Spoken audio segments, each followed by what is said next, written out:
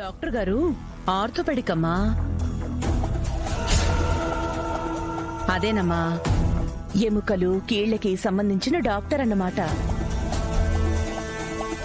అనన్య కాలు విరిగింది కదా, ఒకసారి దాని సంగతేంటో చూపిద్దామని పిలిపించాను. అవునా? డాక్టర్ గారు, దాని కాలు ఏదో త్వరగా బాగు చేసేయండి. దాన్ని ఇంట్లో నుంచి ఎప్పుడెప్పుడు పంపించేయాలా అని అందరూ ఎదురు చూస్తున్నారు. అలాగే. అవును మేడం, ఈ ఇంటికి పీడ పట్టుకున్నట్టు పట్టుకుంది. పాపిష్టి మొహంది. ప్రీతి, డాక్టర్ గారు చాలా ఫేమస్. డాక్టర్ గారు చెక్ చేస్తే చాలు, స్కానింగులు ఎక్స్రేలతో కూడా పని లేకుండా ఎముకలు ఎక్కడ విరిగాయో, జాయింట్స్ లో గుజ్జు ఎక్కడ తరిగిందో అలా చిటికలో చెప్పేయగలరు. మేడం ట్రీట్మెంటు పక్కాగా ఉంటుంది. ఓ నాయనో, ఇదిక్కడికోలా.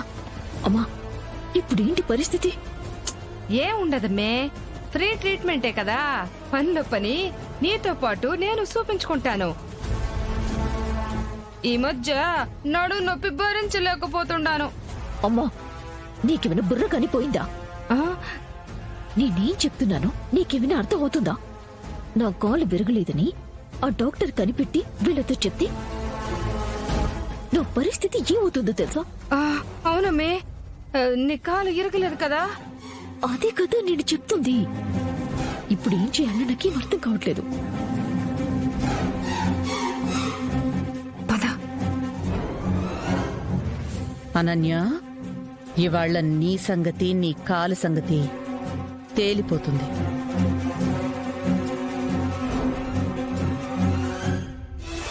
అమ్మా, ఇప్పుడేంటి నా పరిస్థితి? ఏం చేయాలి? రెడీ అయిపో అమ్మే.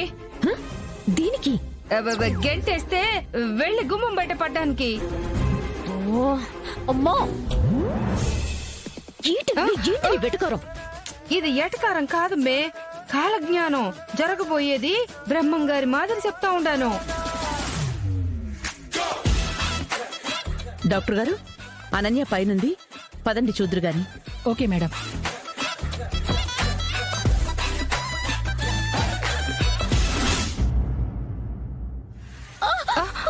నొప్పిగా ఉందమ్మే. డాక్టర్ గారు, ఈ అమ్మాయి పేషెంట్.